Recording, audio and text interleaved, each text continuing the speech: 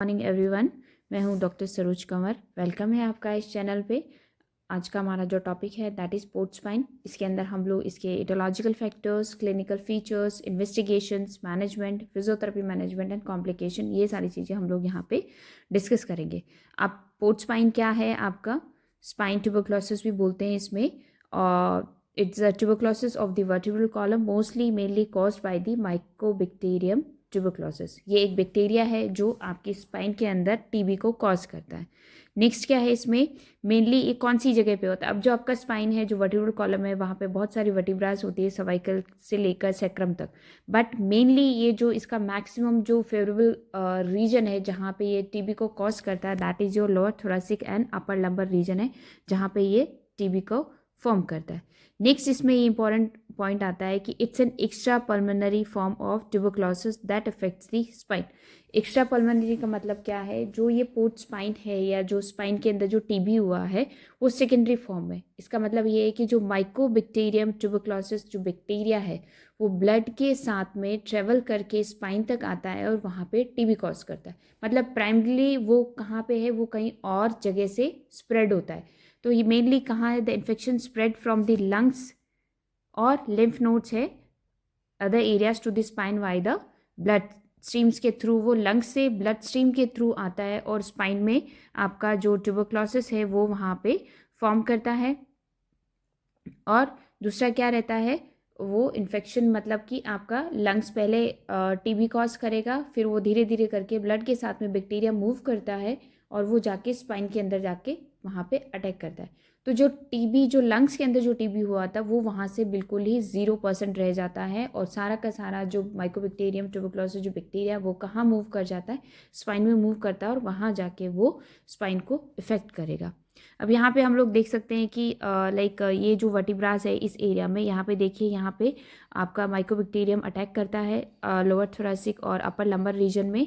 Because यहाँ पे condition पूरे स्पाइन में आपका टीबी कहीं पे भी हो सकता है, बट जो फेवरेबल कंडीशंस है यहाँ पे that is thoracic and lumbar region को ही चूज करता है। बिकॉज ये जो एरिया है यहाँ पे आपका, यहाँ पे क्या रहता है, प्रॉपर अमाउंट में ब्लड सप्लाई बहुत ज़्यादा रहता है।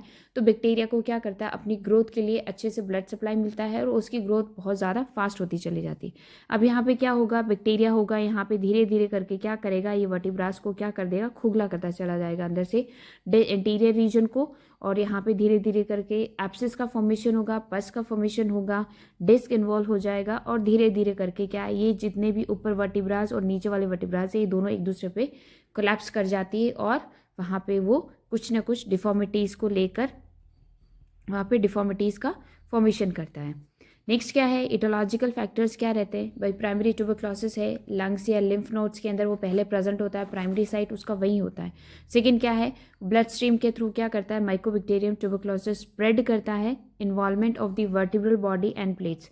अब क्या रहता है, वहाँ जाके स्पाइन में जाएगा, लोअर थोरेसिक और अपर लंबर रीजन में जाता है और वर्टिब्रल बॉडी को वहाँ पे वो इन्वॉल्व करता है। सिजेशन एंड द ग्रैनुलमा फॉर्मेशन रहेगा, वहाँ एब्सिस का फॉर्मेशन हो जाएगा। बिकॉज धीरे धीरे करके क्या है, उस एरिया को वो खोखला करेगा, धीरे धीरे करके आसपास की जो इन्फ्लेमेटरी टिश्यूज़ है इन्फ्लेमेशन कॉज करेंगे और वहाँ पे एब्सिस का फॉर्मेशन होता है। वर्टिब्रल बॉडी कुछ टाइम बाद में क्या रहता है, जब बैक्टीरिया उस वर्टिब्रल बॉडी को, बोन्स को पूरा ही खोखला कर देता है तो वहाँ पे क्या रहता है, वर्टिब्रल बॉडी का डिस्ट्रक्शन होता है। डिस्क स्पेस जो है वो नैरो रहेगा और वहाँ पे साथ साथ में क्या रहता है, डेब्रिस का फॉर्मेशन होना चालू हो जाता है और that is known as cold abscess formation.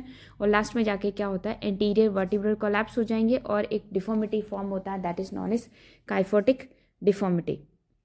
अब नेक्स्ट इसके अंदर क्या रहता है, आपके क्लिनिकल फीचर्स कि भाई जो टीबी, स्पाइन के अंदर जो टीबी फॉर्म हुआ है उसके क्या क्या क्लिनिकल फीचर्स आते हैं। अब वो भी एक तरह का क्या है, स्पाइन जैसे लंग्स के अंदर टीबी होता है वैसे ही स्पाइन के अंदर टीबी होता है। तो इसके अंदर क्या रहेगा, आपका जो मेन जो ट्यूबरक्लोसिस के जो कॉमन जो सिम्टम्स होते हैं, जो क्लिनिकल फीचर्स होते हैं, कंटिन्यूस फीवर आएगा उसको, वेट लॉस रहेगा, यहाँ पे लॉस ऑफ एपेटाइट, भूख लगना कम हो जाएगा उसका, ठीक है। उसके बाद में नाइट स्वेट्स रहेंगे, नाइट के अंदर उसको बहुत ज़्यादा पसीना आएगा, फीवर रहेगा। और साथ साथ में क्या है, अब स्पाइन इन्वॉल्व है तो उसका क्या है, पूरा बैक में बहुत ज़्यादा स्टिफनेस रहेगा, बैक पेन रहेगा, लोकल टेंडरनेस वहाँ पे रहेगा और इन्फ्लेमेटरी कंडीशन, जो इन्फ्लेमेटरी साइंस जो होते हैं, रेडनेस हो गया वहाँ पे, ठीक है, स्वेलिंग हो गया है वहाँ पे और पेन वहाँ पे ऑल टाइम प्रेजेंट रहता है। नेक्स्ट क्या है इसके अंदर, मसल स्पाज्म रहेगा, बिकॉज आसपास की जितनी भी मांसपेशियाँ जहाँ पे इन्फेक्शन हुआ है, बैक्टीरियल इन्फेक्शन हुआ, वो नियर बाई एरिया के जितने भी मसल्स है जो बैक को कवर करके रखती है, वहाँ पे टाइटनेस होगा, स्पाज्म होगा, जो पेशेंट है उसको मूव करने में प्रॉब्लम रहेगा, वहाँ पे रिस्ट्रिक्टेड स्पाइनल मूवमेंट रहेगा, उसमें बैठने में, लेटने में, उठने में, चलने में, सारी चीज़ों में वहाँ पे प्रॉब्लम होना स्टार्ट हो जाएगा। काइफोसिस मतलब कि अब जो वर्टिब्रास है वो कोलैप्स हो जाएगी, कोलैप्स होकर वो आपका बैकवर्ड में उसका कर्व, थोरासिक जो वर्टिब्रास होता है उनका बैकवर्ड साइड में एक कर्व आता है, सी शेप में कर्व आता है। बट जब काइफो उसको इन्फेक्शन की वजह से जब वर्टिब्रास कोलैप्स हो जाएगा तो एक परमानेंट डिफॉर्मिटी रहती है, that is known as kyphosis. फिर नेक्स्ट क्या है इसमें आपका, weakness in the limbs. Limbs के अंदर कई बार क्या रहता है, अब देखिए यहाँ पे क्या है कि जो पोर्ट स्पाइन है या स्पाइन ट्यूबरक्लोसिस वो मेनली थोरासिक और लंबर रीजन में होता है। तो अब स्पाइन है तो ऑब्वियसली वहाँ से वर्टिब्रास के वहाँ से क्या निकलता है, आपका न्यूरोलॉजिकल जो स्पाइनल नर्व्स है वहाँ का उसका ओरिजिन रहता है, जो आपकी थोरासिक, अगर थोरासिक वर्टिब्रास है वहाँ से थोरासिक नर्व्स जो निकलती है वो आपके थोरासिक एरिया को सप्लाई करता है। लंबर रीजन है उसकी जो नर्व्स निकलती है वहाँ पे जो स्पाइनल नर्व्स है आपकी वो क्या क्या करती है, लोअर लिम्ब को सप्लाई करती है, ठीक है, उनके मोटर और सेंसरी वगैरह सारा वहाँ पे लेके जाएगा।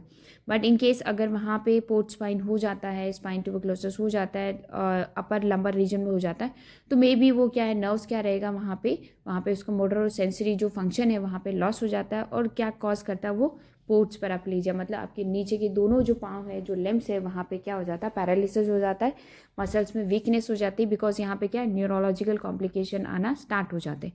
फिर नेक्स्ट क्या है, साथ साथ में सेंसरी लॉस भी रहेगा, सेंसेशन वहाँ पे लॉस हो जाता है, बिकॉज क्या होगा सर, जो अगर नर्व्स ही वहाँ पे पोर्ट स्पाइन है, वहाँ पे जो मेन स्पाइनल कॉर्ड है, वहाँ से जो नर्व्स इम्पल्सेस कैरी होके स्पाइनल कॉर्ड में जाता है, वो ऊपर ब्रेन को सप्लाई करता है, तो वहाँ पे सो टीबी की वजह से क्या है, सारे जितने भी नर्व्स रहते हैं वो वहाँ पे इफेक्ट होती है और प्रॉपर सेंसेशन वहाँ पे नहीं आ पाता है, तो सेंसरी लॉस हो जाता है। Bowel and bladder involvement, obviously अब जो नर्व्स है आपकी, जो नीचे वाली लम्स है, लंबर रीजन की जो नर्व्स होती है वो क्या करती है, आपको बाउल एंड ब्लैडर जो इन्वॉल्वमेंट रहता है उसका, वहाँ पे वो बाउल एंड ब्लैडर का फंक्शन भी वहाँ पे मैनेज करके रहती है, सेंसरी वहाँ पे सेंसेशन रहते हैं बाउल्स एंड ब्लैडर की। तो अगर वहाँ पे न्यूरोलॉजिकल कॉम्प्लिकेशन आना स्टार्ट हो गए तो बाउल एंड ब्लैडर का वहाँ पे जो रिफ्लेक्सेस होते हैं हमारे, वो भी वहाँ से क्या हो जाते हैं, धीरे धीरे करके लॉस होते चले जाते हैं। नेक्स्ट आपका इसमें रहता है कि इन्वेस्टिगेशन। अब जो हमारा पोर्ट स्पाइन हमने डिस्कस करा है कि भाई स्पाइन में ट्यूबरक्लोसिस हो जाएगा, माइकोबैक्टीरिया ट्यूबरक्लोसिस वहाँ पे आकर इन्वॉल्व रहता है, इन्फ्लेमेशन को कॉज करता है, कोल्ड एब्सिस मतलब डेब्रिस का फॉर्मेशन रहता है, वहाँ पे वर्टिब्रल कोलैप्स हो जाते। तो ये इसमें हम लोगों को कैसे पता चलेगा कि वहाँ पे कौन से एरिया में हुआ है, तो हम लोग इस तरह से क्या एक इसका इन्वेस्टिगेशन हम लोग करवाते हैं।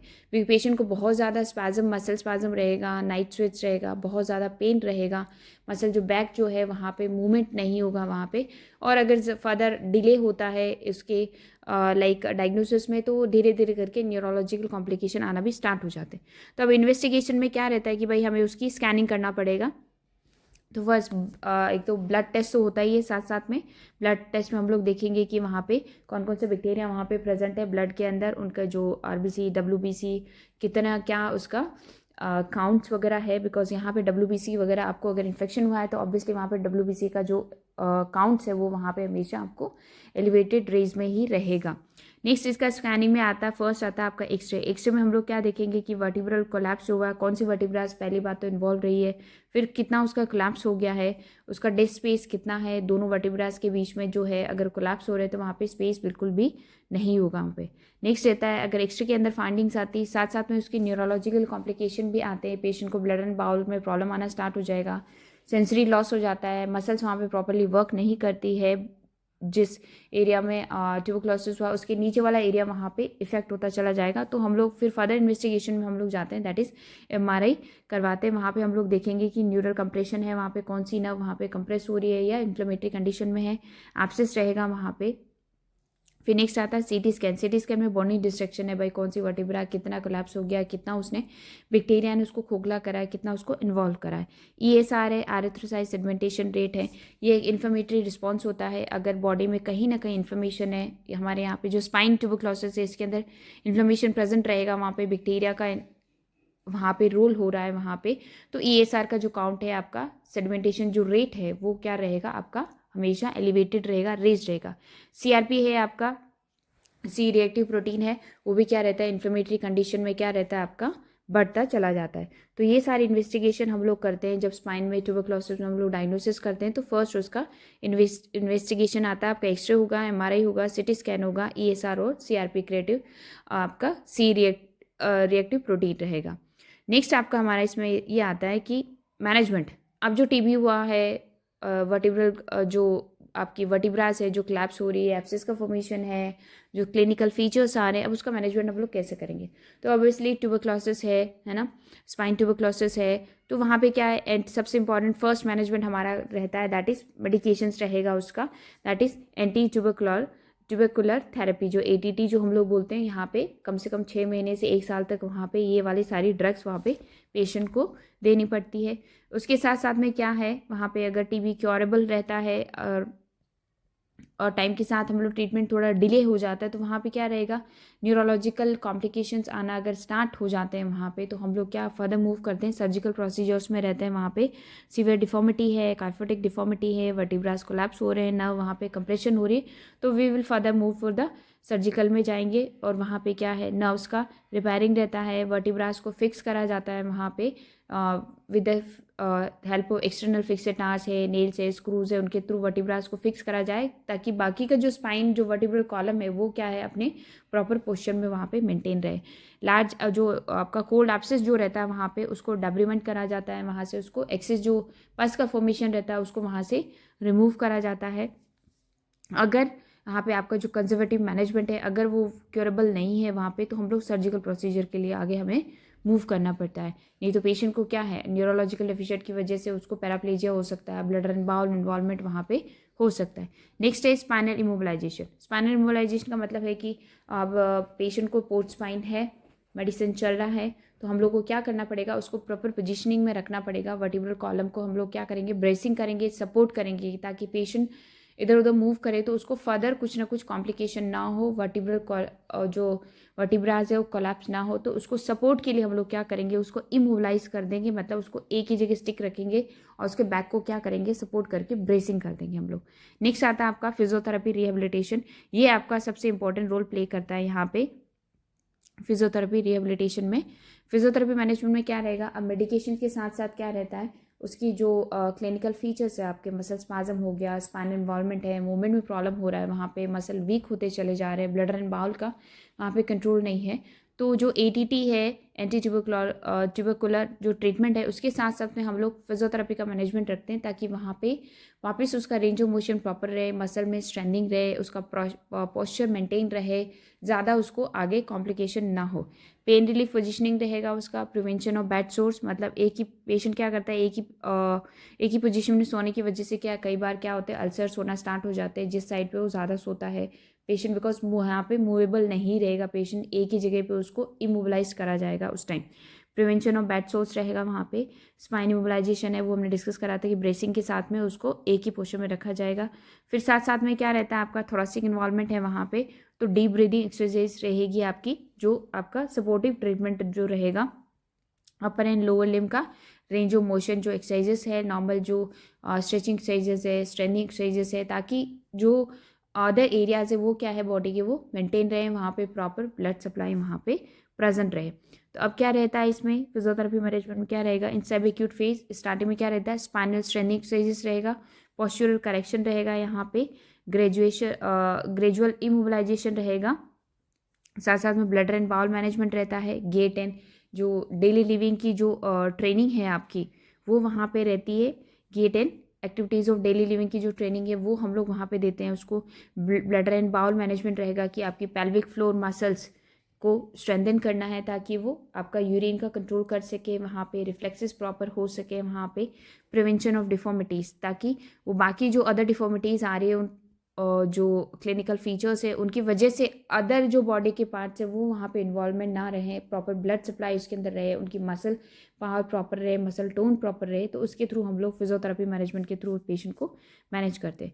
अब नेक्स्ट हमारा क्या आता है कि अब जो ये पोर्ट स्पाइन है, जो स्पाइन ट्यूबरक्लोसिस है, इसके कॉम्प्लिकेशंस क्या क्या हो सकते हैं, कॉम्प्लिकेशन इन द सेंस कि उसकी वजह से और अदर प्रॉब्लम्स क्या क्या हो सकती है। अब देखिए कोल्ड एब्सेस हो सकता है, यहाँ पे कोल्ड एब्सेस में क्या रहेगा आपका, इन्फ्लेमेटरी कंडीशन है तो पस का फॉर्मेशन रहता है, बैक्टीरिया है वहाँ पे कुछ ना कुछ डेब्रिस का फॉर्मेशन रहेगा, वेस्टेज का वहाँ पे फॉर्मेशन रहता है, बिकॉज अंदर इन्फ्लेमेटरी चेंजेस होते रहते हैं तो कोल्ड एब्सेस फॉर्म हो सकता है वहाँ पे, काइफोटिक डिफॉर्मिटी हो सकती है, वर्टिब्रा कोलैप्स होने की वजह से क्या है थोरासिक और लंबर जो कर्व है वो ज़्यादा हो सकते हैं, तो that is known as kyphotic deformity.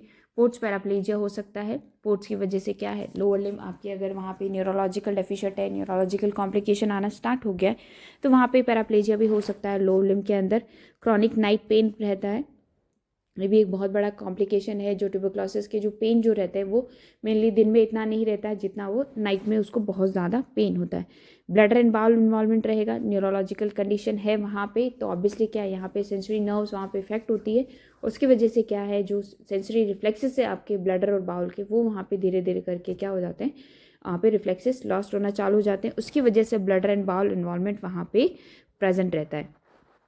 तो ये आज का हमारा जो टॉपिक था पोर्ट स्पाइन और spine tuberculosis. Thank you so much, और वीडियो को पूरा देखें, लाइक करें और चैनल को सब्सक्राइब करें, और इस तरह के हम लोग और भी बहुत सारे वीडियोस हम लोग लेके आते रहेंगे। Thank you so much.